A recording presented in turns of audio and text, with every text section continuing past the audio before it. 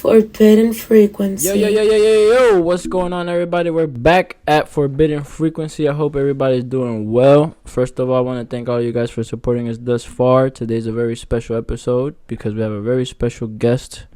I go by Yasir, representing One Love, the only thing that's gonna help us move forward in this world. It's your boy Kavir, known as Kev. Here to spread some wisdom and love. You already know the vibes. How's it going, guys? I go by the name of 12NG, and I'm the type of guy that tells you what you need to hear, not what you want to hear. Yes, sir. And who are you, beloved? To my right? My name is Sarah Lee. Hello, what's up? I'm here as a guest. That's my little sister, so y'all know. Alright, so today's episode is very special because we're talking about family. La Familia. So, starting off, I want to ask you guys, what does this mean? I'm going to ask the question, and we'll go from my left to right.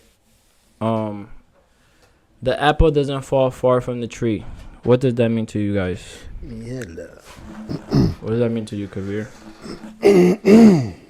Hold on, it's our first time on the mic, so we're here. But what I believe that means is just that, believe it or not, we are a little bit of our relatives. A little bit. Just a little spice of everything, such as my mother, my father, and my sister and my brother. In the environment that you grow up on, I feel like that's who you are. That's what makes you, you. And I believe that's what it means, to be honest with you. How about you, Sarah? In a more literal sense, when I think of genetics, I think of an actual tree. So like a family tree. So as you go down the family tree and you see the parents and the kids and the offsprings, generation to generation, there's obvious similarities in the way that people act, the tendencies, obviously physical characteristics, but all of that coming together can equate to the apple not falling far from the tree, whether it's good or bad. Yes. How about you, Namir? Yeah, I think she said it perfectly. I mean, you can't say it any better than that. I just feel like it's a way where we could really see in other words, see how great it is, right? How, especially me as a dad now, right? I see my daughter, and it's just crazy to me how she has characteristics like me. Like, even though she looks exactly like me, right? It's crazy, right? She looks exactly like me. She has tendencies of her mother, you know? Yeah. And it's just, it still baffles me how we could do that, you know? As human beings, how we could create something, combining two people and having both characteristics from both parts, woman and man. So that in itself just amazes me. Yeah, it's very beautiful. So I want to give a disclaimer as we go forward. This might be triggering for some people. This might be triggering for some of our own family members that definitely that watch. They're gonna watch and hear what things that we're gonna say. So now I want to ask you guys, what or better yet, can you guys see your parents' bad traits in yourself? And if so, when did you realize it? I want to go first on that. I could go first. Go ahead. There's a lot for me. So, something that I see in my mom, and I see it to this day, even with you guys, right? I'm really hard-headed in a sense where, like, when I get called out on something, yeah, I see it, I understand it, right? But I always try to make a fight against it, like, try to prove myself right in a way so it could be okay with me. And that's just like how my mother is. You can't, she never does anything wrong. Never does a single thing wrong. Never does a single thing wrong. But you call her out on the same thing she calls you out. Oh, nah, it's not because of that. You know, it's because I was tired or this and that. You know, they always try to make it in a way where it benefits them. And that was something that I really resonate with, something that I try to work on because, you know, at the beginning when people would call me out on my stuff, I'll be like, nah, it's not that. It's because of this. It's because of that. But lately I've acknowledged it, right? And I've taken actions toward it to basically make myself better because I know that's a flaw in me, right? Because I don't know everything, right? And me being hard-headed like my mother keeps me away from growing, keeps me away from learning new things. And that's something that I don't, especially nowadays where I'm trying to learn so much. So that's something I really try to stay away from. Well, I want to applaud yourself for getting to this level of understanding and to be able to look at yourself in the mirror and reflect on that and be able to take criticism, you know? Right, yeah. Yeah, because Not a lot of people can do that, you know? Appreciate that. Yes, sir. Yes, sir. Yes, sir. How about you, Sarah Lee? As I'm reflecting, I'm thinking of how I feel like I inherited mommy's compassion and her willingness to help everyone, even if she doesn't even have an ounce of energy in her to do so. I really just, I go hard and I keep going and trying to give and trying to help people. That's because that's just in me. And I feel like that was definitely learned through mommy. And she's a great example of that in my life. How about you, Kabir? Oof. Or you want me to go first? Go ahead. You go first. All right. So, as my sister just said, we're from the same tree. So, I'm at a state in my life where I'm learning to protect my own energy and not give out so much because of the same thing. You know, I have a very good heart, and I always try to help others. And in that too, I also saw myself escaping from my own self, where, like, let's say today's Sunday, there's so much things I could be doing for myself, but yet somebody calls me and they ask me for a favor, I'm willing to go jump out of my seat to go help them out, and I'm really just trying to escape from my own stuff too, as well as help them out. But you know, that's one thing. Another thing that I got from my mom is that she's somebody, the way that she raised us, you know, she would always tell us, don't do this, don't do that, don't do this, don't do that. And with my friends, I saw me doing that, you know, and it got to a point where, like, people would tell me, like, you know, I appreciate everything you're saying, but nobody wants to be around, like, their mom all the time. So that was the kind of friend I am. And it came, I understand now, it came from a good place, but you know, it's not my place either to be criticizing all the people, everybody else. And not only that, my shit stinks just like everybody else's. So that's my mom's side, though. Now I'm gonna tap into my dad's side. That's what I was just about to get into. I'm glad you did that. Alright, so I'll open the door with that, and then I guess Kabir, you're gonna have to give us mom and dad, I guess. So for my dad, woo-wee! So one of the things I'll say is, I guess, my anger. Learning how to control my anger. But most importantly, I'd say how to be more, because my dad, you know, the way I grew up and what I saw from him was basically, you know, physically and abusing my mom. So coming up, that was the way I knew how to show love. You know, whenever, like, I like a girl or something, I would be an asshole. I wouldn't be able to express myself. You know, I just literally got over that wall where I'm putting myself in those vulnerable positions to get my heart stomped out if it has to be. But that's love, you know. I learned that you gotta always come back to that vulnerable position to be able to receive love. So that's something that is very heavy for me from my dad's side. As for me, when I was younger, actually, when I first, like, moved out alone, I would say I'll take it back to when I was like 21. That's when I started realizing and I started detaching myself from the family, which is, it could be a negative thing where I kind of was just trying to change my traits and my negative traits and all that, just so, like, that I could part away from the family since I wanted different. Not saying that I lived in a bad household, but it was very toxic. A lot of times it was very toxic growing up. And even then, talking about it now, I'm realizing, like, while you guys were talking, I'm realizing now that there's some things I have to heal from that, because this is a difficult topic for me to talk about, because there's a lot of things that my parents, I mean, with my dad, I kind of, like, spoke about certain things, but him being a man, his idea of being a man can be very ignorant. So there's a lot of things he don't talk about. Right. He'll easily just brush it off. Right. As for my mother, she's an emotional human being, and her being emotional, she's going to brush things off. Or if not, she's going to get hurt about certain things. So there's a lot of things that we still have to heal within the family, you know? But I feel like there's a lot of, like, similarities that I could, like, sit back and just observe my actions, and definitely I picked up from both traits, whether it was good and bad. But I'm learning, and each and every day I'm changing those things, and I'm only defining myself better, and it's more like wine, right? Yes, sir. The older it So- gets, the better it tastes. Ya tú sabes, el juguito fino.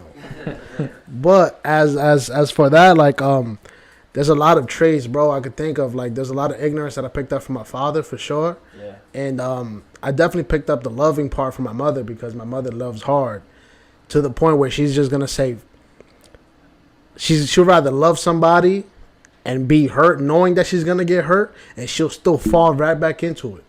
Same thing with me. That's not. That's me, yo, too. I swear to God. But yeah, I mean, that's the best I can say for that at this moment. But there's a lot of things that I have to still heal from. Yo, like when you guys were talking, I'm like, damn, oh shit, you know, new shit. Yeah, hell yeah, bro.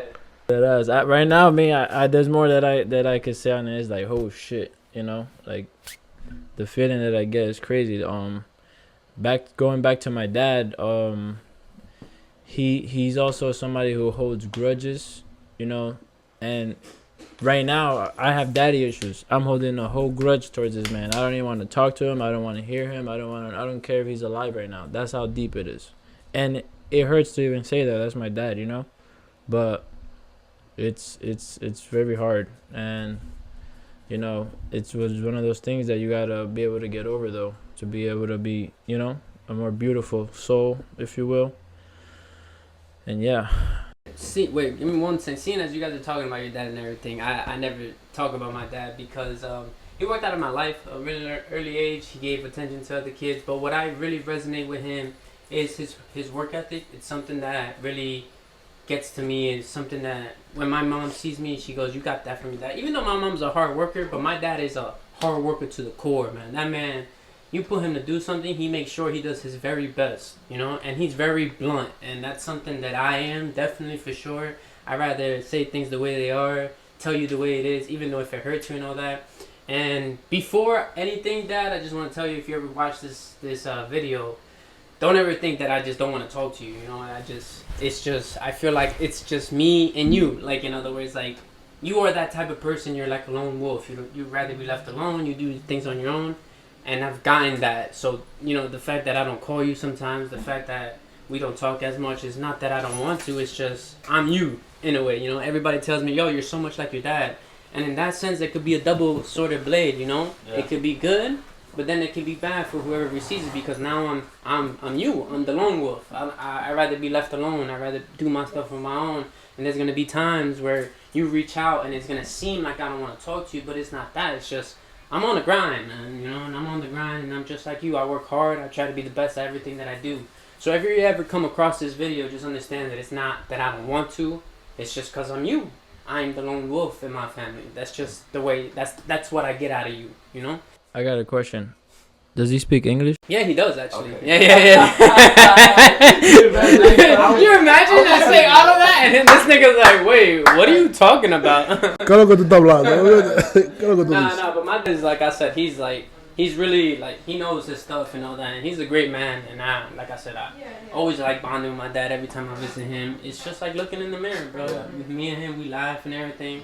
And like I said, it wasn't like that before, you know, but I'm blessed that I'm able to have that connection with my dad, because it's a great thing to have. One thing I must say, though, since you guys are talking about, like, parents and stuff, is that I realized I used to be hard on my parents, right? Yeah. But I come to realize that as I'm getting old, bro, I mean, I'm learning to be more vulnerable with them. Right. But one thing for sure is that about parents, bro, there's no such thing as a perfect parent, bro. Right. All it is just if you start to realize, yo, well, I don't know about you guys, but my parents had me and my siblings at a young age. Right. So until this, nobody knows what life really is, bro. Right now, if you could sit here and tell yourself, like, yo, I know what life is, and this is what life is, and that's what it is. Bro, if you understand that life is not perfect, and either life is going to always keep on changing, then why sit here and be hard with your parents, bro? I'm pretty sure they don't understand life as you know, as people make it seem like, yo, they understand life, bro. Life is complex. Thanks. And it's always going to keep on changing and developing. It's going to always keep on growing. There's a thing that says, sorry for cutting you off. There's a thing that says that our family did the best they could with what they knew at the time, you know, and we like to judge them, and we like to say this and that. But our parents did the best they could, you know, as much as it seemed like they didn't, as much as it seemed that it was tough love and all that. that's all they knew at the time, you know, and we can't shame them from that, you know. For sure. Speaking of that, I used to blame my parents for a lot of shit. One of my things is like my scoliosis. Some of you guys, I'm gonna sound like a broken record, but you know, I've had this since I was 9, and I would, you know, I'll be like, man, how the hell did they let this happen? Why did they listen to the doctors, blah, blah, blah, and a whole bunch of other things that I would blame them for, you know, basically had the victim mentality on. And the more that I've grown and the more, I guess, punches life has thrown at me, I've grown to understand, like, you know, like you said, 1, they tried their best. I can't deny that. They love me to death. 2, they grew up in a whole different environment than me. Another one. 3, like, you know, my mom and dad too, but mostly my dad, you know, he when I vent to him about things that he did to me or whatever, it's kind of like a joke to him because he's done so much more for me than his own dad has done for him. So in his eyes, it's like, bro, you're good. Like, what are you talking about? So like, anytime I open up to him about something, to him it's like, bro, you're just being emotional about it. You know what I mean? But he doesn't take the, like, whatever I've been through, he doesn't take it like he doesn't take it like it's nothing big. You know, he like right now, one of the biggest things that hurts me is that he thinks because I don't have any kids that I don't have any attributes in my life. And that shit is like, bro, I've got to this level without you. You know, that shit breaks me. Right. So I just got to that point where I just like, I'd rather not talk to him because it brings me more peace, sadly. We continue. Sarah, seeing as you're the youngest out of the 3, right, because you have an older brother and everything, what's your take on that? Like, what was it like for you? Yeah, so we're all 6 years apart, and I definitely didn't see the brunt of it, of my father's actions. Right. Because when I was a year old, this year was 6, almost 7, and my oldest brother was 12, almost 13. So they definitely saw the worst of it, but I see the effects of it. I see the voids that it's made in their lives. I also have my own daddy issues in different ways because within our household, I had my own different experiences where he just wouldn't be around for certain things that I would expect him to be around for. Right. And so they had that on top of actually seeing the violence and the verbal abuse and the physical abuse and all that came with that. So yeah. I have another question. Do you think him not being around, did that affect you in any way? Would it change if he was, or no? Do you think you would have still been shaped to the same amazing person that you are right now? You're too kind. Absolutely, it did affect me as a child because a specific example, my dad would always go to DR around my birthday time. Oh, really? And we lived within the same household, so he lived on the basement, we lived on the first floor. Right. And I remember going downstairs and knocking on his door, and he wouldn't be there, and that really affected me negatively.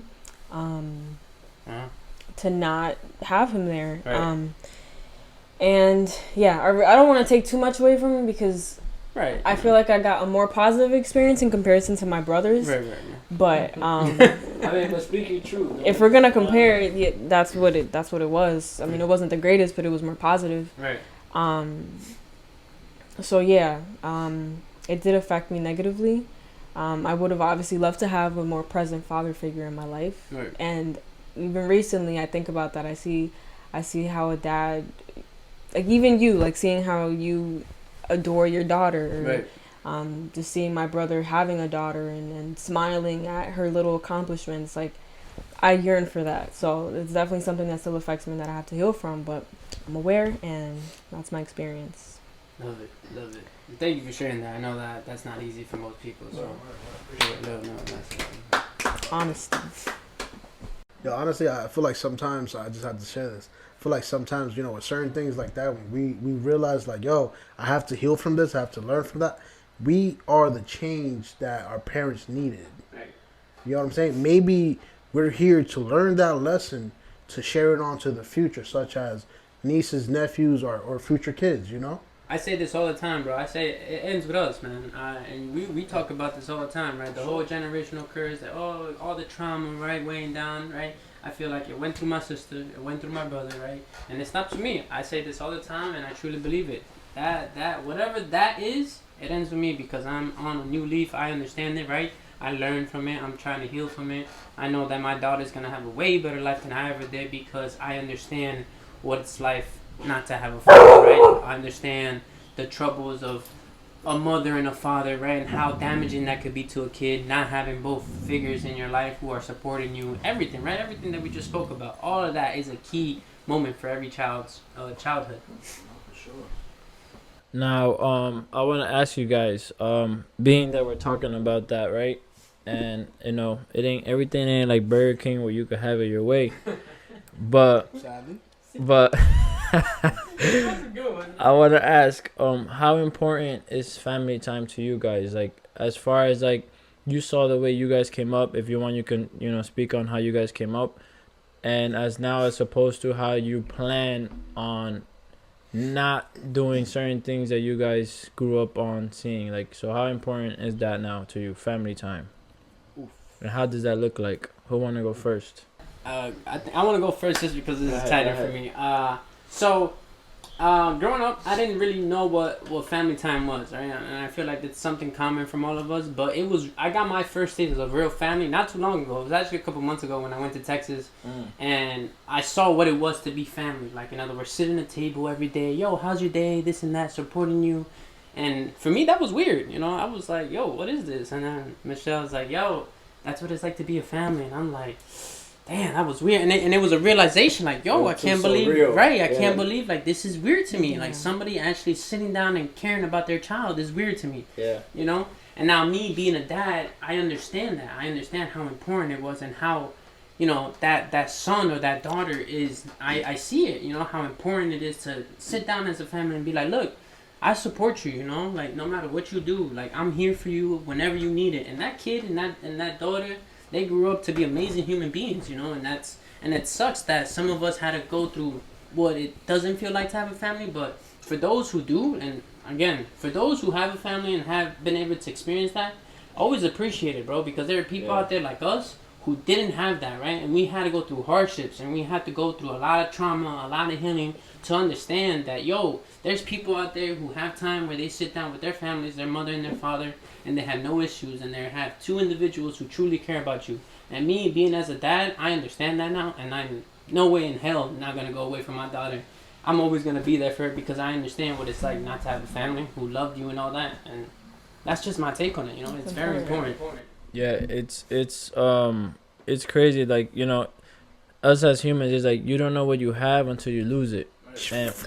And we take a lot of things for granted. Like, one thing that I realized, like, there'll be a lot of the kids that would have good parents that had good jobs that would give them everything.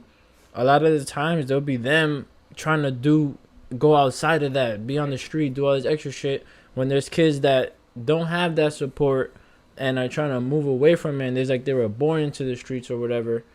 And it's just crazy how that works, the reverse psychology behind that.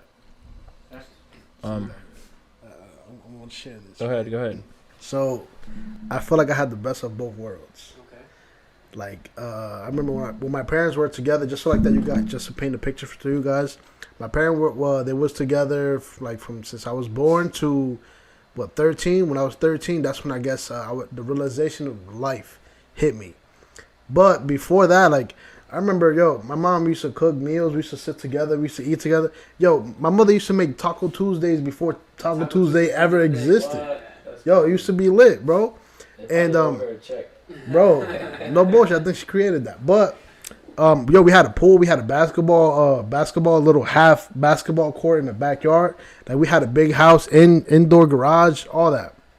But when they got divorced, bro, I feel like my world fell apart. Crazy. I'm talking about why? Because, my mother, she kept the house. She lost the house. After her losing the house, I ended up moving with my dad. When I moved with my dad, it was a whole nother world. Now I had to do laundry. Military shit. Oh, yeah. And she was like, yo, dad, I'm hungry. Resuelva ahí. Hay pan, hay huevo. I remember like this. I wouldn't ever forget this. I remember my father at this time, my father didn't really know how to cook like that. Bro, we'll eat the whole entire week mango. Bro, it got to the point where he started spicing the mango up. Where he was like, yo, no bullshit. I saw the craziest thing. I was just like, what is this? I'll look at the plate, and then I'll try and be like, yo, but this is good though. You know, like it was crazy.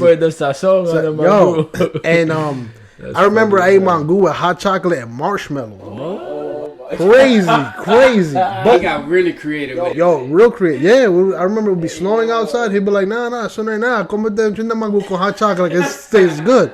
But, you know, as a father, not knowing how to cook, he was just trying to provide, you know.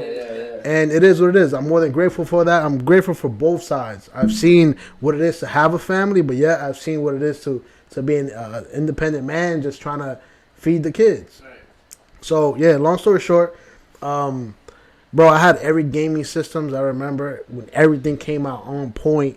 Even though my father my father is like a businessman. Right.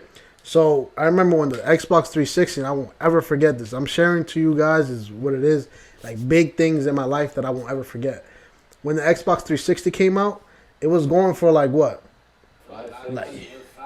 It was 600. Bro, back then, that was money back. Bro, if I'm not mistaken, I think he paid 800 for it. If I'm not mistaken. So, because of the hard drive. You know, there's different prices for the hard drives. So, this is exactly what he said. He was like, oh, do get a Nintendo. Tato. So, you want this? Like, he got an Xbox. We was at GameStop. He got the box. You know how they have the empty boxes? He was like, here, you want this? Or you get a PlayStation 2 con todos esos juegos, 2 remotes. You can play with your brother and like 10 games. But the price difference was crazy. But you know, at that point, when you play the Xbox, you don't want no less than the Xbox. I'm like, nah, bro. Was the thing back in the day, you know? So you know what he ended up doing? He ended up getting me the Xbox. No games. And that's, ya tú sabes. So at that point, I used to just play demos. And from all the demos, you get tired of it. The Frenzy one? I'm telling you. And then from those demos, that's when the hustler in me started cooking up. Yeah. Because at that point, now I'm like, damn, I need to get games. Me and my brother that's when we started hustling, doing little things to get money and shit like that. But long story short, what I'm trying to say about this is that I'm grateful for all those sad days, happy days, and all that, because that's who made me today. And yeah, bro, I also went the same way how I had those good memories. I also have bad memories, bro. Like when I left my mom's house at 13. My whole life just changed. I'm talking about I done mess up a lot of clothes. I didn't know how to wash the clothes at all. I put chloro in a bunch of clothes. All my clothes. Yo, all my clothes just went to the trash. From there on, I remember I went from having everything, clothes, all that, to just living to my father's standards, which was, yo, tú tienes dos tenis, que esto y esto. You know, when I was in DR, I had 2 pairs of sneakers. You could only survive with 2 pairs of sneakers. And that's when the hustlers just started cooking up after that. Crazy. So it was like, yeah, it is crazy, bro. But, hey, I'm more than blessed. Those little things taught me lessons, bro. Yeah, definitely. And I'm grateful for that. But it was crazy, bro. There's a lot. This I could keep on talking about this all day, every day, because there's a lot of... I feel like I experienced all types of feelings and emotions, bro. Right. Growing up, yeah, for sure. Family time. Yeah. We gotta hear your sister. Yeah, go ahead. So how important is family time to you now? Family time is crucial, and it always has been. And our experience, there were really like few and far between experiences where we were all together. And mommy tried hard. She planned the photo shoots, the matching the matching outfits. I remember that. It was in the living room. She tried. She really gave her all. Crazy. And but it was not much more than just a picture. Right. So like the daily living, there wasn't a lot of family time actually like incorporated into our daily lives. And I realized how crucial that is, because that kind of sets the foundation for the support that you have. Because if you don't have the support within your home, you look for it somewhere else. Right. Mm-hmm. So Yasir and I just only recently found support within each other once I was a little older, and that's been a blessing. I think that, you know, it's been great, and it's been, yeah, it's very special between us, and I'm appreciative of that. But I found myself when I was younger not having that within our daily home. I would watch TLC as like an 8-year-old. I had no business watching Johnny. What's TLC? TLC is channel 28 on Optimum. They had. You should not be watching. I don't know. Nah, but listen to what I would watch. Listen to what I would watch. I would watch John and K plus. I would watch family shows. Oh, John and K plus 8, 18 Kids and Counting. All these shows, these grown ass shows. Because I guess I was trying to fill that void, and now that I'm older, I've realized that it led me to fantasize a life, you know, where the white picket fence and the family and all the kids. Now that I'm a little, now that I've come to know myself, I realize I don't really want that, but I fantasized that for a long time, and I struggled within, like my first serious relationship. I thought that's what I wanted, and his family was a little bit more structured in that way. Like, he had the mom, he had the dad, they had the house, they had their own issues, but they had that, and I thought that's what I wanted, but I realized I was just trying to fill that void. So Crazy. yeah. Crazy. Yeah. For me, family time. If I ever end up having kids, and if I ever have that family thing going on, I definitely want to have like certain days, every day that, you know, times that we sit down. If I see any of my kids arguing, we're gonna sit down and talk about it. You know what I mean? In our household, we basically grew up in our rooms. Like, some shit will go down, we're in our rooms with it. Anything go down, end up in our rooms with it. And that made us secluded and like isolated. So like even now, like if me and my brother was to get into an argument, you know what I mean? We won't talk for fucking a whole year. It's happened where we wouldn't talk for 2-3 years over some dumb shit, you know? So I would definitely like to change that around in that aspect on that family structure. Did you talk about the family? You did, right? Yeah, but I definitely wanna. I love the fact that you brought up that whole like living in their own room, because I feel like that's something that we can all relate to, because that's something that I definitely related to. You could instantly tell the difference between me, my brother, and my sister. Yeah. And it's crazy in itself, because, well, you have me, who was the guy who was the golden child, apparently, who was blocked from everything. Then you have my brother, the gangster, right? The guy who was in the streets and all that. And then you have my sister, who was, I mean, like, she was, at that period of time, she was going through, like, her emo stage. So she was, like, all black, you know, rock and roll. Blah. And you walk in there like, yo, what am I getting myself into? You know? So you get so many different perspectives, so many different points in life where we didn't connect. I mean, and there were little moments where I remember, like, beating my brother's ass in FIFA and him getting frustrated and me just letting him win, you know? Yeah. And but there was a moment where that's war for me. I'm winning. But there was a moment where I told him again. I went back in time and I was like, yo, remember when we would play FIFA? And he told me, like, yo, I don't even remember that because I was high half of the time. So, like, you know, that even though that was a great memory for me, for him it was nothing, you know? Yeah. Wow. And that was just a hard realization for me. My best moments with my brother, he doesn't remember, you know? Wow. And and it sucks. Yeah, I mean, you clearly said it. You said your best moments. Right. You get me? And that's the thing. The reason why I'm telling you this is because the same thing with my brother. I share certain things with my brother he doesn't remember, but it's because it was impactful for me. Right. You know, and that's the thing is like we remember things that it's like impactful for us, like, you know, emotionally. Right. Those are the things that stay attached to us. But just because it's emotion, you know, it's emotional towards you, or you feel like, you know, it's memorable to you, that doesn't mean it's gonna be to the other person. Right. And you got to also remember too that as I'm growing, I'm realizing that everybody deals with things certain differently, bro. Even if you grow up in the same house, everybody express themselves differently. Everybody acts differently when they're going through certain things. And I realized that, you know, viewing my sister, viewing my brother, and myself too. And that's the beauty, but then the crazy part of it. Definitely. So, I want to ask you guys a question because I'm outnumbered on this one. But you got everybody here is basically the youngest apple from their tree. So I want to ask you guys, what's your perspective on being the youngest in the family? And if you can go back and choose, would you, if you want to be the youngest, middle child, or the oldest, what would you change it? Or would you stay the youngest again? I would not. I would choose to stay the youngest all day, every day, for sure. And why is that? Because if I was to have a younger relative, honestly, I would be the person who watch their back and have their back or whatever the case is. Even then, I'm the youngest of three. My brother's the oldest. We're 4 years apart. My sister's 2 years older than me. She's the middle child.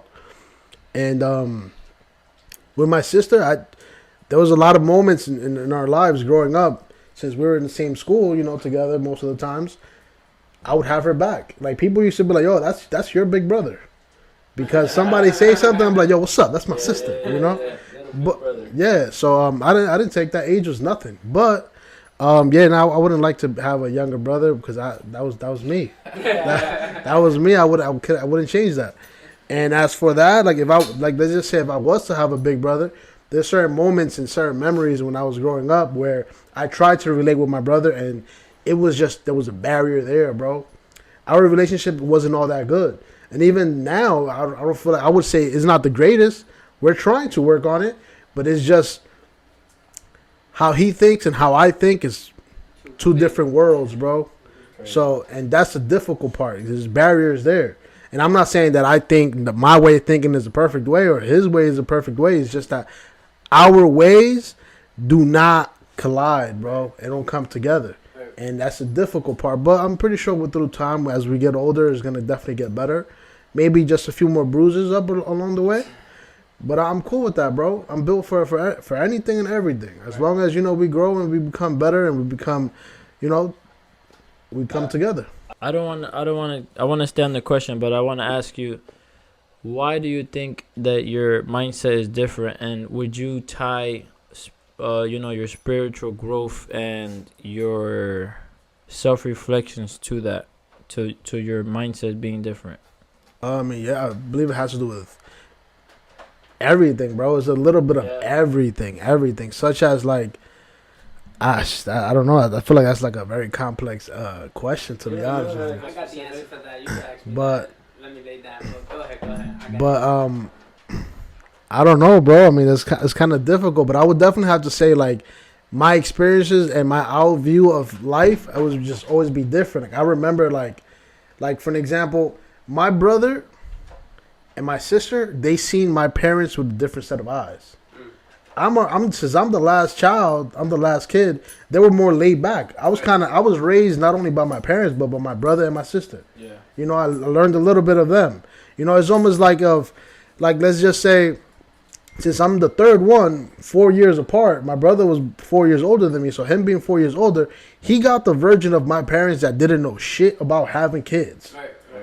First kid, oh shit, this and that. So I'm pretty sure he was built with a different environment. And then with my sister, it's more like she's the first girl, so now we have to protect her. Right. So that's a different environment itself. I'm the third one. They're like, fuck it, let him fall, let him figure it out. He'll be all right. So with me being raised in I had to figure out a lot of things alone. Yeah. I'll try to ask my brother certain things. He'll be in his little shit. We'll fight, bro. We'll fight for no reason. There'll be times just oh shit, have to get right, but. With my sister, she's a girl, bro. You gotta protect. I grew up with, she's a girl. She's the only girl in the family. You gotta protect her. So I would never go against my sister. To this day, my sister got me, I got her. Yeah. And even if my brother, me and him, we don't get along today or tomorrow, I still got his back no matter what. Even if he wants to understand that or not. But I believe it has to do with how we were raised, honestly, because. I've always been the black sheep of the family, meaning as in I'll do whatever I want to do, even if it's wrong or I'm not saying that's the right way to live, but if it's right or wrong, I'll still do it. Right. And my parents kind of just always been laid back when it comes to me doing things because I always had a good heart, always. So I believe it has to do with how we were raised and the situation, how we were raised. I like that. Go ahead, Sarah. My experience being the youngest, I got to see what to do and what not to do twice. So I like being the youngest in that aspect. You put it in good words to where when you first have a kid, you don't know what you're doing.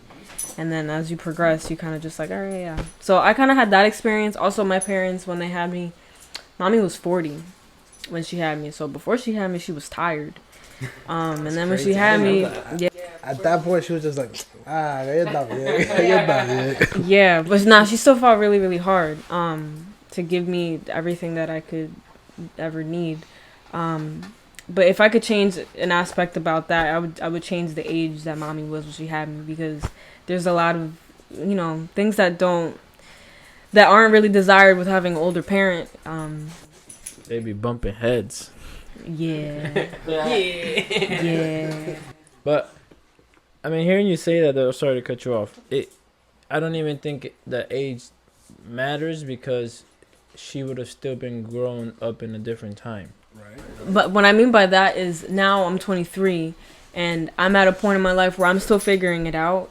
And even when I was young, when I was like 11 or 12, she would be asking me, so when you get a house, I'm going to move in there, right? And I would, and it's a lot of pressure in that aspect. That, and I'm the only girl. Right. So it's like automatically she's going to stay with me. Not that I don't want her, but like, I don't even know what I'm going to do. I don't know where I see myself in 4 years. Sorry, mom. I tried to save you. Yeah,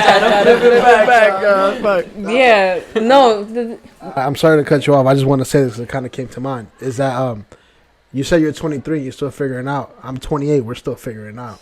Don't rush it. Don't rush it. You know, life, we don't figure out life from one day to another, you know?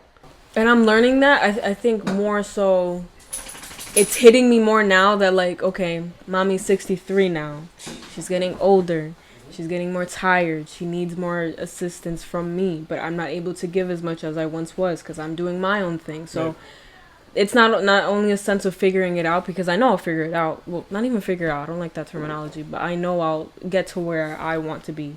But I feel like I'm kind of... It's a bittersweet moment because yeah, like, you she's understand, aging, but you want to help her, but you kind of want to figure out who you are and all that.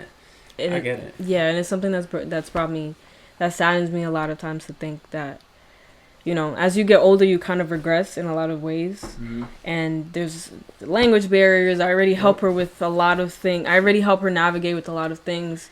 And I'm only going to have to help her more. And I'm not saying it as if it's going to be like a burden, but it's reality in that aspect, that she is older and she had me older. So that's just the reality of that.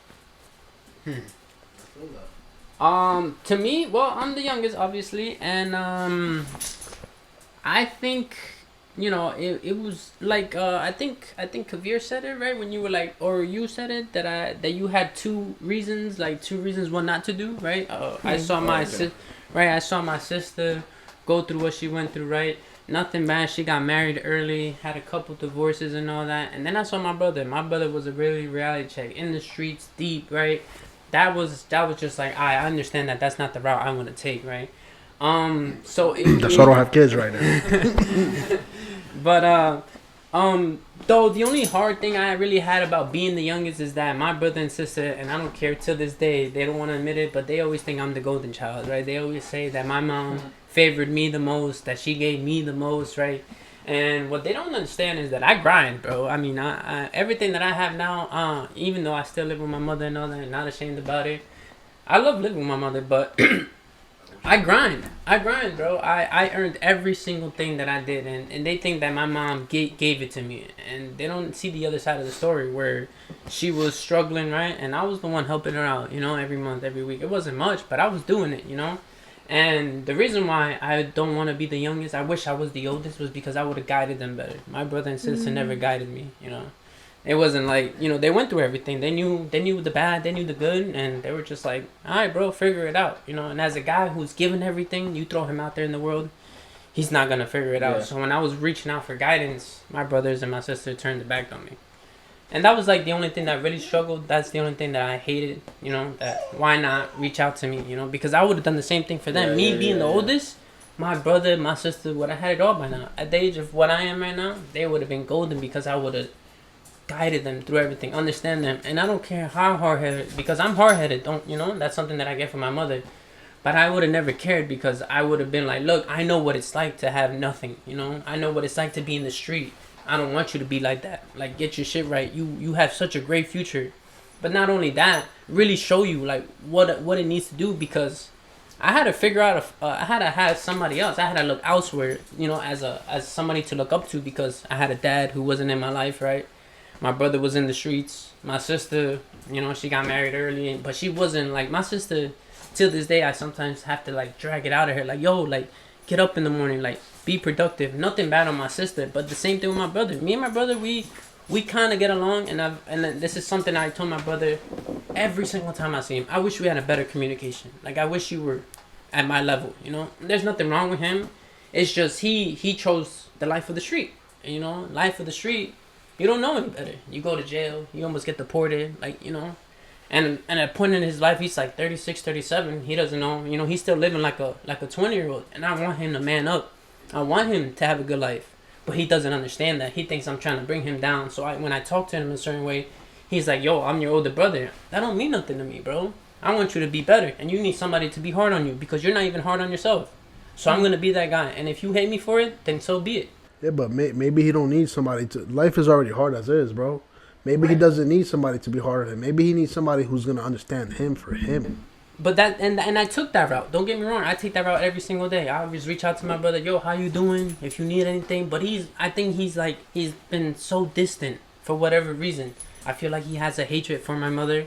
And it's funny what she said, right? I feel like my mother, right, had my sister at 16. So she knew a version of my mother who didn't know about kids. At 16, what the hell are you going to know how to raise a kid, right? On top of that, they were in Colombia. So my brother... When my mother had my brother, she was already in Colombia. She made a decision to leave my brother and sister in Colombia to come here to have a better future for them. My brother didn't see it that way. I think till this day, he still holds a grudge to my mother as an abandonment. Like, you left me out there. Because my brother suffered.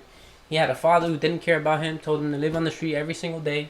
His father picked his ex-wife at the time over his son, and that was probably a hard realization for him. He has a lot of trauma. And even though he says he's good and all that, I don't think he's healed from it, and it still haunts him till this day, and it stops him from progressing. So hearing you say what you said about telling him the truth, one thing I realized, especially trying to help my older brother out in things that I've, I guess, healed where I see the same issue in him, is when you try to like bring to light someone's issues and they don't see it, it's like you're talking to a wall. Right. Like, sadly. And I just got to the point where it's like, I gotta protect my energy. Whenever you're ready, we'll get there. If you never get there, you never get there. It's like, that saying, you could bring the horse to the water, but you can't force it. Like, it's dead ass the same shit. I don't know if anybody else had anything to say before I get talking to the middle child. What I'm saying is that you can't try to help somebody who's not willing to help themselves. True. And that's what I learned when trying to help people, not just family, but just everybody. If they're not ready to get helped, you're just wasting your time. Right. Simple as that. I think the question that you had for Kavir applies to him. Oh, what would you do different? Would your mentality still be the same if you were the oldest, per se? Yes, I do think so because, damn it, I can't believe I forgot this. I think my mentality would be the same because I would understand the position that I was in. I understand that I am the oldest, and in some type of way I have to figure it out because I have two younger siblings who I know look up to me. Yeah. So in other words, I feel like even if I was the oldest, I was the black sheep of the family. I think in that period of time, if I am the oldest. But, I also have to understand I'll be living in Colombia. So maybe it would be different because I'm living in Colombia. Moving here, right? That's a whole different atmosphere. I don't even know what life is in Colombia. And hearing you say it though, remember the reverse psychology part of it. But we're all products of our environment. Right. So this could be it, or I could be wrong. But maybe him being abandoned and like, man, figure it out. Him being on the street, which we don't know what he went through. Right. He's looking at like, nigga, I'm still breathing. Right. Y'all figure it out, And it shouldn't be like that, but.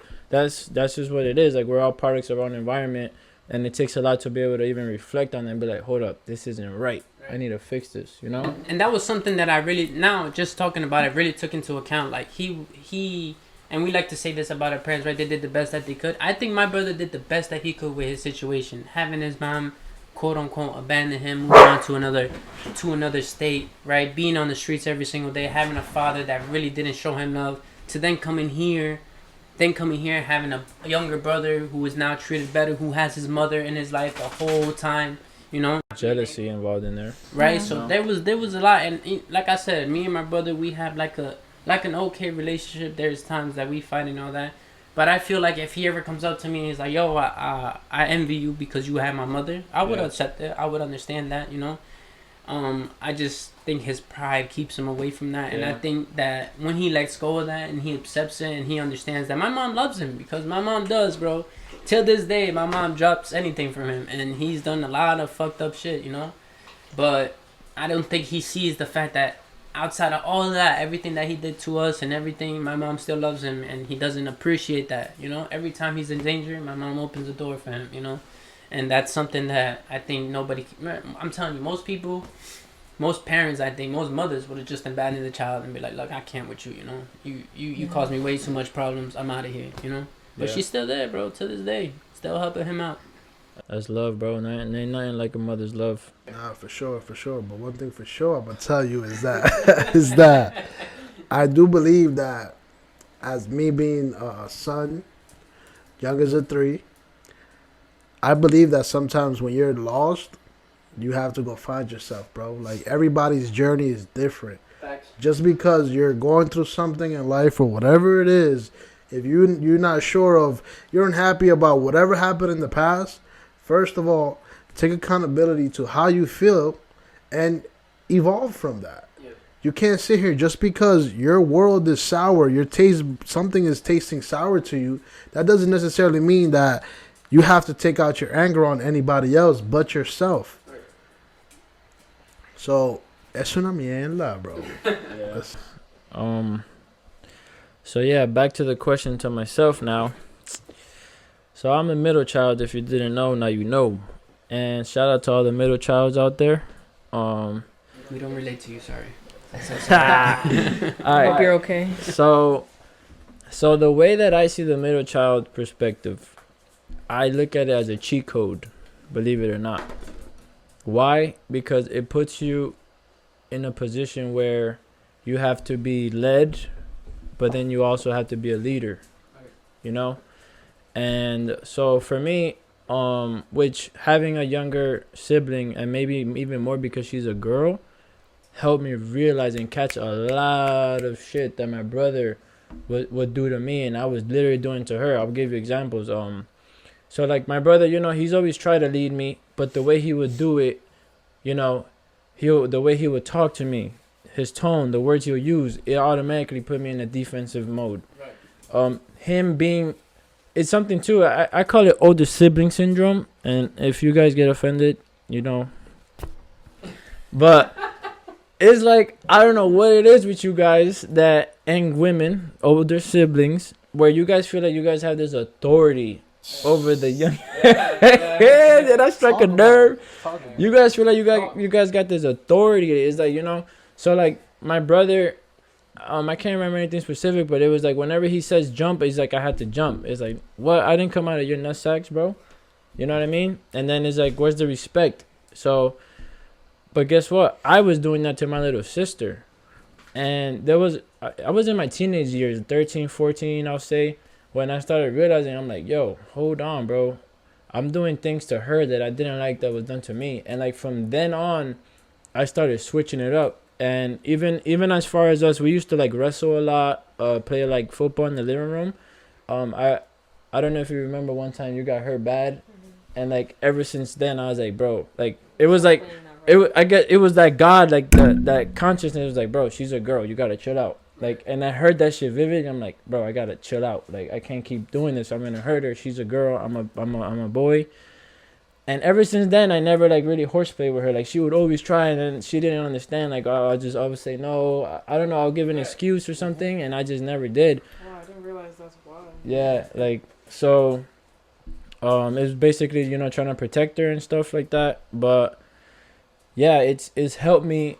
I guess speed up my reversing in the DNA when you talk about like, all right, this my brother did this to me. Oh, here I go doing it to my little sister. I can't be like that, you know. Mm-hmm. So that's why I look at it as a cheat code, because it kind of puts you you're in the middle. Like you get to be led, and you also have to be a leader, so to speak. So I can't remember right now more things I was gonna say on that, to be honest. But since we're talking about this, and I'm glad you're here now, because I tell this all the time to him. I think you were a heavy influence on her, because every time I see you, I see him. Like it's crazy to me how like the character, the funniness. It's like, yo, she must have gotten it from Platt, right? And there's nothing wrong with that, right? There's nothing wrong with that. I feel like he did a great job. You know, I feel like as an older brother, right? And I tell him this all the time. Like, you did a great job outside of everything else. Like, she's amazing, and she's funny, she's smart, like, and I just want you to know that, yo, here's your flowers, bro. Like, you did something that most people couldn't do. Hold them tears. It's lost for words, to be honest. There's a lot. No llore.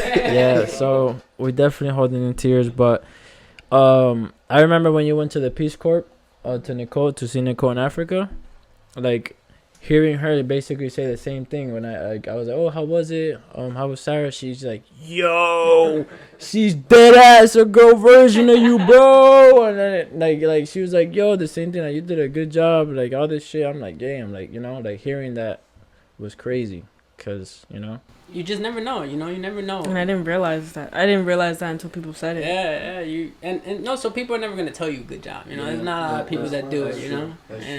And I want you to understand that. Yeah. Thanks. But also to the middle child too. Like, in the sense of me having to kind of be the leader, I guess it's kind of set me up. Oh man, damn! It just came back. It set me up to basically be ready to be that father figure, right, too, Yeah. And her being a girl, bro, let me tell you this. Like, I know this is something that my brother and my dad still have. It's like insecurities. And I guess, I don't know if it's jealousy. I don't know if the word could be jealousy. Maybe jealousy is not it. But, like, her finding out she has a boyfriend. Right. Listen. Bro. Whatever word it is for that, I get like that with my sister. Bro.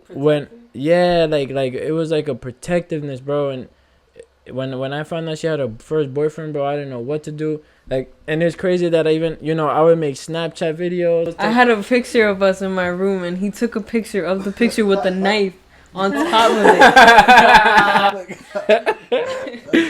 And it's like us men, especially when you have daughters, I can understand where it's like, you don't want to let your little girl go. Yeah, I feel that. And it's part of life. You have to, like, So this is getting ready. You could time travel with this one to the future. I already told myself we don't have a problem. But that's that man's gonna have to have a long talk. I'm gonna bring him in the room. You ever seen that 50 Cent thing when he brings him in the room and all these guys around there? Yeah. Yo, make sure she hit by 9. Yeah, that was, like it. Like, that shit was heavy for me, bro. But I've grown from it, and it's taught me how to, like, still be supportive, still be able to hear her out, and give her the space to vent about the guy without me wanting to jump in my car and go beat somebody's ass. Right. You know what I'm saying?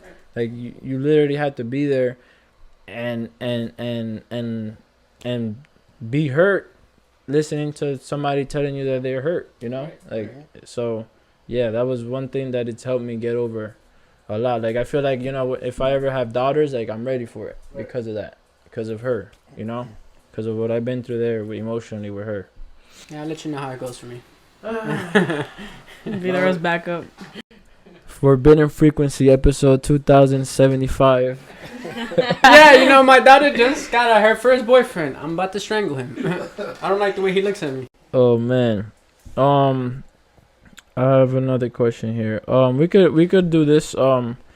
So how do you guys see your dating life? When we talk about connecting it to the apple doesn't fall far from the tree. Oof, that's a good question. Yes. Yeah. That is a good question. Who's going on this? Because I'm ready. I got a lot of thinking to do. Go ahead. Oof. I feel like there were stages, baby. There were stages. I'm talking about. Oh my God. So we're gonna get a name this time? Nah. No name. We're gonna get him, folks. One day we'll get him. First off, I just want to say I appreciate you guys for experiencing the old me, because this is a new version of myself. I would consider, like, right now I am a man evolving each and every day, and I'm sorry for putting you ladies into some pain, because I was going through some pain myself. But when I was let me just break it down so a lot of you guys and ladies could understand why I acted such way.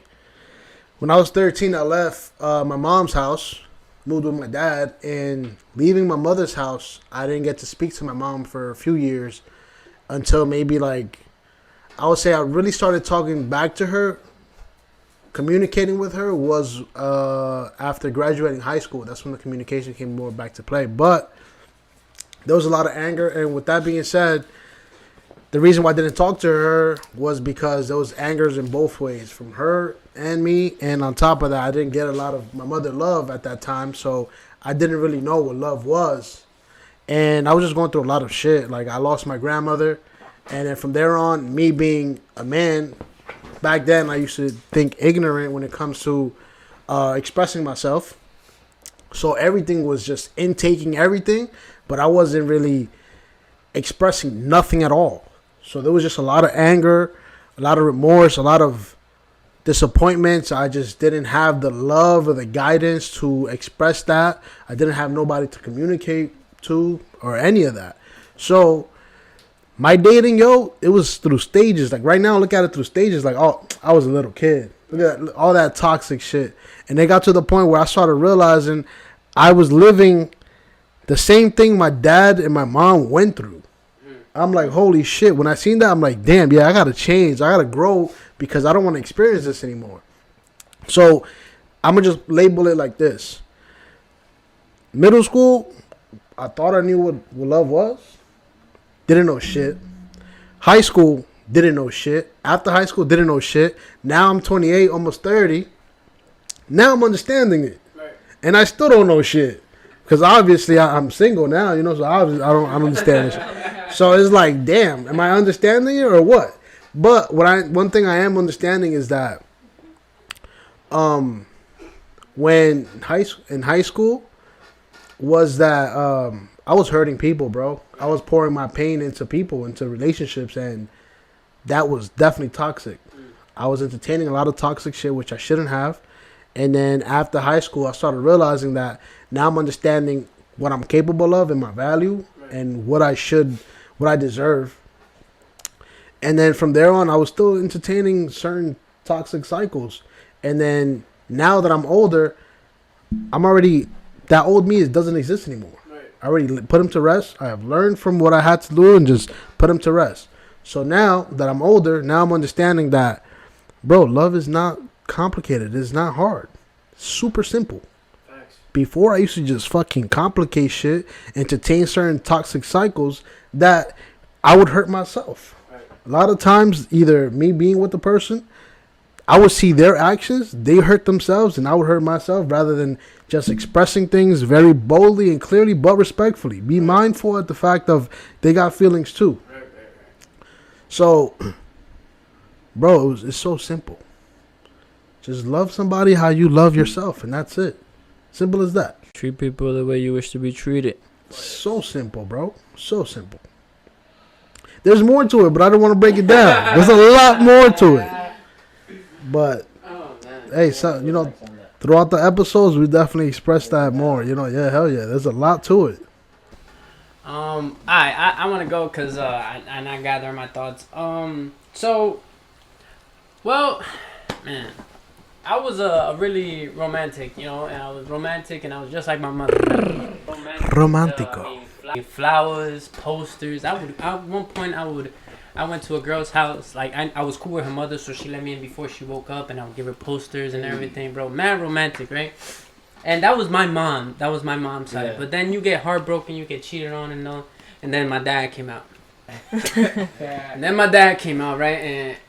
And it's not something I'm proud of, right? When I say that, it's not something I'm proud of because, unlike my dad, right? He met my mom, and when he met my mom, he didn't realize how good he had it, right? And my mom, I think is rare among women nowadays, right? She cooks for you, she cares for you, she generally just loves you for who you are, right? Bads and goods and all that, cleans and all that. My dad realized he messed up about a year ago when he sat down. It was me, my mother, right? And he was like, damn. Like this, like as I'm walking out, like I guess I left the room, and he was like trying to like kick it to my mother, like, oh, give me one more shot, and my mom was like, are you serious? Like, this could have been us. Like, you, me, and him. Could have had a nice, happy family. You would have had a seat here. Every single day I would have cooked for you. But you decided that there was another ass better than me, and now look at you by yourself. And that was a hard reality for him. He was like, whoa, you know, till this day he tries to, like, get with my... He was like, uy, marica. Go at it like a crack at it. But me, like I said, I went through a stage in my life where I met, like I said, the mother of my child, right? And I was going to go through that stage with my dad where I thought, you know, I could get better, you know, and I came to the realization where I was like, I don't want to be like my dad, you know, and I fucked up. I did a couple things I'm not really proud of. But I realized I did something that my father didn't. I realized I had a great woman in my life, you know, and What's up, bro? you know, and Queens deserve love, bro. yeah, and I realized that, and I realized that I had a great woman in my life, and I'm not, you know, in that aspect of my dad, I don't want to be like him no more, and I'm taking the route, and I'm making sure that the great woman that I have in my life, big shout outs to you, Michelle, I love you. I'm not letting her go because she doesn't really allow for me. It's just like my mother, bro. They talk all the time, and I sit there sometimes, and I'm like, damn, bro, like, that's my mother right there, you know? And I'm not my dad, and I'm not going to miss out on this, you know? And I have a great life because of that. Nice, bro. Love is the new rich, bro. I mean, it's always been. It's always been. It's just now, especially, I think now it's rare. You find a guy who's just committed to his woman, and it's like, look, bro, me and you into the end of the world. I feel like that's rare because nowadays I feel like cheating is like a thing now. Bro. It's like it seemed like a norm. bro. You know? I think it never stopped. Bro, it always existed. Sorry to it tell you. always existed. Always did, but it's more pushed now. I feel like it's pushed more now. Like, it's okay. there's a lot of talk. There's a lot of people that need healing nowadays. I feel like I'm at a stage in life right now that I'm just loving me, bro. Loving me, bro. A lot of people needs healing, and it's just crazy, bro, because you could sit here and talk to a female, right? And I'm sorry I'm going off topic, but you could talk to a female, and then next thing you know, you wasted such amount of time, and then next thing you know, you guys don't work out. On to square one. Fuck, I wasted my time. So I'm just like, fuck it. Until I find a woman who's literally just identical to me when it comes to, like, I want to be with one person and that's it, and you're it, then that's the one for me. But if not, then I'm going to just focus on me, baby. Yeah. Simple as that. Before we go to the next person, or unless you want me to go first.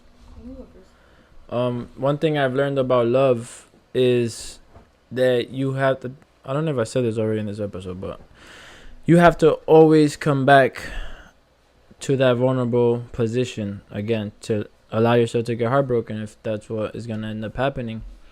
So for many of you guys that don't know, I've never been in a relationship in my life. Wow. Yeah, so if you ask where that stems from, it basically stems from my trauma. Watching my mom and dad fight. I've always been afraid to get my heart broken. So, like, I'll be, you know, I'll talk to girls or whatever, and when it gets to a certain level, it is like I'll be scared to jump that wall because it's like I'll be afraid, you know, to get my heart stomped out, if that makes sense. But I recently pushed that boundary, and goddamn, boy.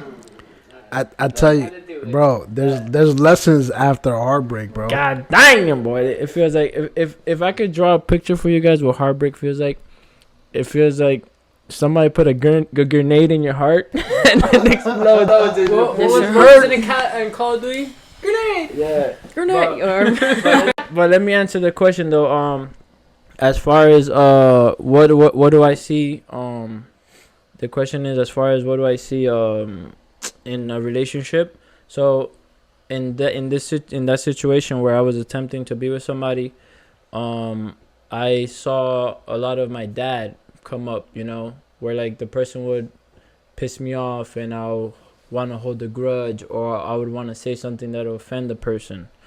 And I've been able to reach the point where I won't react to certain things, you know. If you're a man and you let your woman let you get out of your, you know, you know, that means you have no control, and a man that has no control isn't a man. So even if you do lose control, it's a mistake, but I would just want you to let you know that you're not a man if you lose control. You know, because how is it that you could call a woman a bitch for being what she is or whatever, but then you get mad at her and you nagging back? It just doesn't work like that. You know what I'm saying? So Somebody has to have control in the relationship. you gotta be a leader, bro. That's why we have two cojones between our legs. Is to lead. You know. So what else did I see in this pop up? I would say that and not wanting to let myself be emotional or vulnerable, like you know, in this situation I was so vulnerable where it was looked at like like as a weakness. And you know, I expressed to this person, it's like, if you would have known me before, you would have seen that this isn't that, you know what I mean? That's strength, baby. Yeah, I chose to be vulnerable with you because I see you as a certain person. That doesn't mean that I'm necessarily weak. And it's crazy how, you know, the reverse psychology of women who have father issues or just gone through a lot of heartbreak, they attract, you know, men that treat them like shit. Like if their dad treated them like shit, most likely they want a guy. That's what love looks like to them, getting treated like shit. You know what I mean? So It's simple though, bro. Simple. I'm gonna tell you something real quick. so yeah, I digress. I don't know if you want to go first. Hold on, I want it from a woman's aspect. I really want to know. Hold that thought. I really want to know. So within our family, I've noticed there's not one single successful relationship, and I've asked myself why that is. And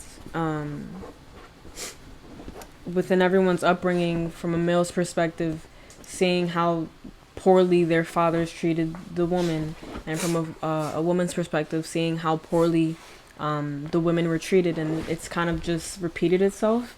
The women eat shit and the men give shit. So that's just what it's been.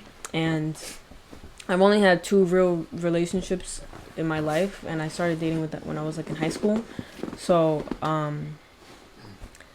I've had positive experiences, and I've seen what not to do. Again, another positive of being the youngest. Had I been the oldest, I probably would have been eating shit at some point. But yeah, I've definitely seen what not to do, what not to accept, what I know I deserve, and yeah, not to waste my time on BS. Love that. Hey, love that. You remember? To superar that. Now, what I was gonna tell you is it's very simple, bro. You gotta be like, mommy, yo te amo, tú da pa mí, yo te pa ti. That's it. Simple. Oh, I actually forgot to add this. I'm so sorry. So for the men out there who have bad relationships with your moms, you want to start, if you want to have I mean, granted though, some of us have moms that unfortunately ain't shit, and you may not be able to really make that connection. But one thing that's helped me kind of look forward into treating women better is to start treating my mom better and with respect. Oh, my mama. Yeah, like even going back to what I was saying about being vulnerable, saying I love you, Which can be difficult sometimes, coming from, you know. yeah, to that person that I was talking to or whatever. But even before that, before I broke that boundary with the person, I didn't tell my mom I loved her to like fucking, or I was 24, yeah, like 5 years ago. I one day I realized, I'm like, hold up, I be telling my boys, bro, be safe, I love you, baziba. And I'm like, yo, I can't. There'll be times I'm about to hang up with my mom, like, Sioma. And I was like, yo, weren't you going to say I love you, yo? And the first day, if I had a recording of the first time I told my mom I love you on the phone, that shit probably sounds so funny. Like, I love you. Yo, I was like, like, yeah. But after I did it, like, it helped me. Like, now I say te quiero mucho every time, like, nothing, you know? That's actually something that I look for. Seeing how someone that I'm with treats their mom is a direct reflection of how It's a I great would treat them. evaluation. That's something. Oh, it's Yeah. You should. That's very important. I remember when I said I love you.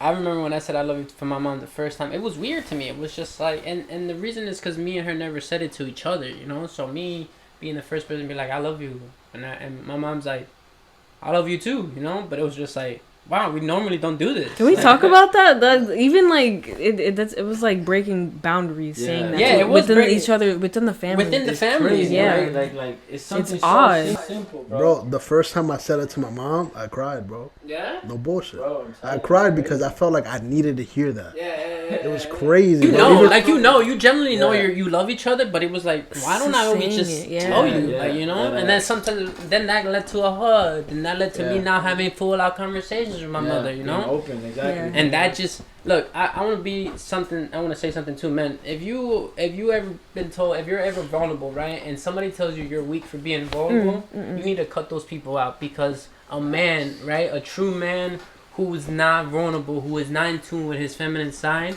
is gonna have a lot of baggage to carry, you know, and. And I'm telling you, if you really want to have a genuine and a really good relationship with somebody, whoever that is, you need to be vulnerable. You need to express your feelings. You need to allow that person to know you like you want to know that other person. As they're vulnerable to you, you have to be vulnerable to them. That's not going to work if you're not. That's how I believe it. I've seen both sides of it. I know what it's like not to be vulnerable, and I'm in my head, and I'm saying this, and I'm saying that, and I'm going crazy. And then I know what it's like when I'm like, yo, I'm going crazy. Let me throw it out at her, and she's just like, it's okay. And you feel it, like it's just like, you're right, it's okay. And you cry in front of her and whatever you gotta do, bro. If there's a man out there and they tell you a pussy because of that, we fight, because you're not, bro. You need to be, bro. It's a big load, and that men suffer with that a lot, bro. And it's the reason why a lot of men have mental problems and all that, bro, because they carry it a lot when they don't need to. This is a message for all men. All I'm saying is that we gotta do better, man. We gotta do that. If all I'm saying is we're not shit without a woman, bro. Woman, we're here because of a woman. It don't matter. We could plant these eggs or whatever the case is. We could make babies. That ain't shit without a woman. You can't make babies with a fucking goat or a chicken or a cow. So we need woman, bro. LGBT says otherwise. I'm not gonna say what I was gonna say. I'm not gonna say it. You But gotta say it. Forbidden, bro. That was not forbidden, bro. Oh, okay, never mind. That's gonna be forbidden for me. But yeah, let's just love our women. Let's rise together, and let's just change this whole culture, bro. Yes. That talk. That it's okay to cry, Right. and it's okay to have feelings and feel them. Release. Yeah. I'm not gonna lie to you. I don't know whether it's like the moon, the full moon, the retrograde, what, bro. But my emotions been off the roof. Yeah, bro. I'll never be ashamed. Sorry for coming. I'll never be ashamed for admitting that I cried, bro. There's times. I'm not ashamed of that shit. No, but like in her note, being able to cry, like, bro, you catch me driving sometimes, and I'm crying, and I'm pretty sure somebody's like, yo, you good? Like, I'm in the car and I'm crying, because it's just like, you gotta let it out, you know? My thing is that when I be telling myself, and I've been sharing a little bit what goes on in my mind, is that I be like, I don't know how to cry, bro. How difficult that is. I relate to that. I be like, am I crying normal right now, or what? Am I being like a little bitch? Like, you get what I'm saying? So for me with that, cause I forgot to add this. When you were speaking about your dad, so basically me watching my dad literally hit my mom, strangle my mom, I never opened up to him about that, and that created some shit in my mind, trauma. So about 3 years ago or 2 years ago, I finally, looked at my dad in the eyes, bro, and let that out. And, bro, when I was letting that out, it wasn't even me. That was that little boy, that inner child, bro. I couldn't even speak, bro. It was like fucking Niagara Falls, bro. But I felt the relief from that, bro. Like, we're literally all like bottles of water. Like, you can only contain so much. And I'll be honest with you, after doing that, there was times that I was like, I'll have a thought or something will pop up and I'll release. And it's crazy, because this unwiring that we're doing, it takes a lot. So we got to be gentle on ourselves, because I came back to that, like, stop being a little bitch. Stop being a little bitch. And guess what happened? When we was on that shroom experience, Bro. You started Started laughing. tearing, And yeah, all yeah. of The us- bro, I I was was tearing too. I was like, oh, come on. Yeah, I was tearing too. I started laughing. bro, that was release, especially like with this whole conversation with the girl and all that. Like there would be times that it's like I feel like I had to cry and it's like don't be a little bitch. Like that ass, that voice, that ego and pride were getting there. Like not I ain't crying over her. You try to hold it and that just. Yeah, like and other shit that I know that I still have to release from like my past and stuff. I guess that whenever I feel like I have to cry, and it's like nah, I'm not gonna do that. And that shroom took it out. But I kind of came back to that like I don't know how to cry like that, you know. But it's like literally just letting it go, you know, just. My thing, like, you know, it's not like I'll tear, I cry. It's not, you know, I don't have that same mindset as before, like, you know, when I was a kid. But nah, dude, I'll tear, I'll cry. I don't really care for it in a sense, you know, it's a release. But more in the sense of like, I feel like, yo, I don't know how to explain it, bro, but that's the best way I could put it into words. It's just like my body tries to fight it, and I'll be like, nah, bro, let this shit out, let it out. You know what you gotta do though? You gotta put that constipated face. That's what I've been telling. Like, one time I saw myself tearing in front of a mirror. I'm like, mira, demasiado. Míralo. I was like, míralo. Yeah, bro, but. How about you on crying? I'm You're a sorry that female, you guys so- felt as though you couldn't cry. That's great. Like, I know that was a reality, but the fact that So many society men, yeah. society It's has looked led upon you as to believe, weakness. yeah. I think hearing you say before that the sack that lays between your legs is what gives you the power to be a leader. That's not true. I mean, I'm metaphorically speaking. Yeah, but the fact that you guys are led to believe that and you carry that with as a burden almost in a lot of ways, because it doesn't have to be just you.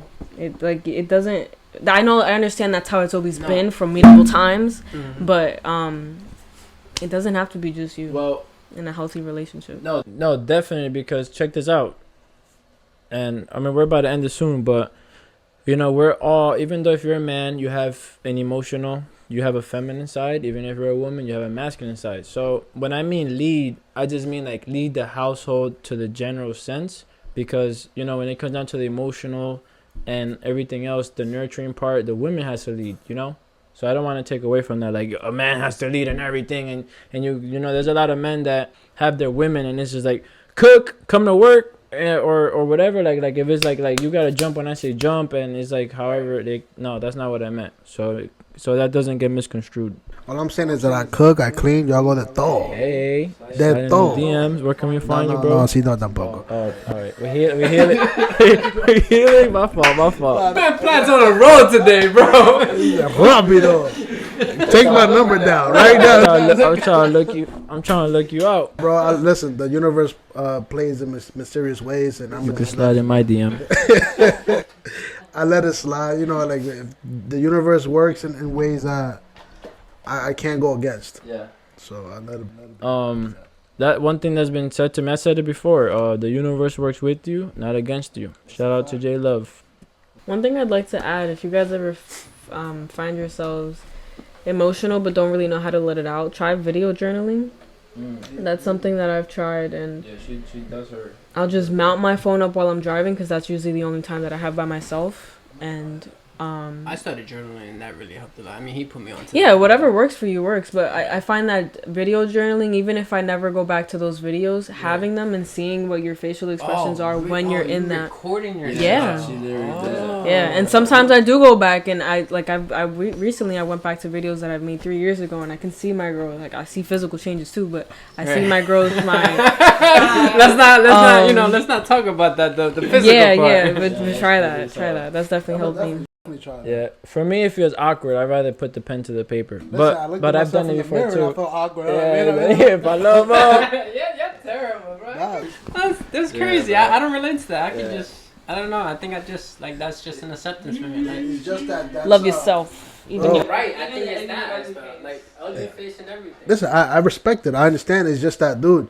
it's difficult. I feel for You're not you, used like to it, it. because especially where Yeah. you came from and your dad and that. Now that I know that, I understand it. Like, you know, somebody that doesn't know that, they're like, "What you mean it's hard for you?" You know, they start like judging. Bro, when I was a kid, bro, I remember tearing one time. I forgot what it was for. I was crying one time, and my brother was like, "Stop being a bitch." And then my dad was like, "Tú eres un hombre." I'm like, "All right." So what I ended up doing, you know, just to like survival instincts, I like to call them, I engraved that in my head, bro. And now it's not there anymore, but sometimes it just randomly it pops up.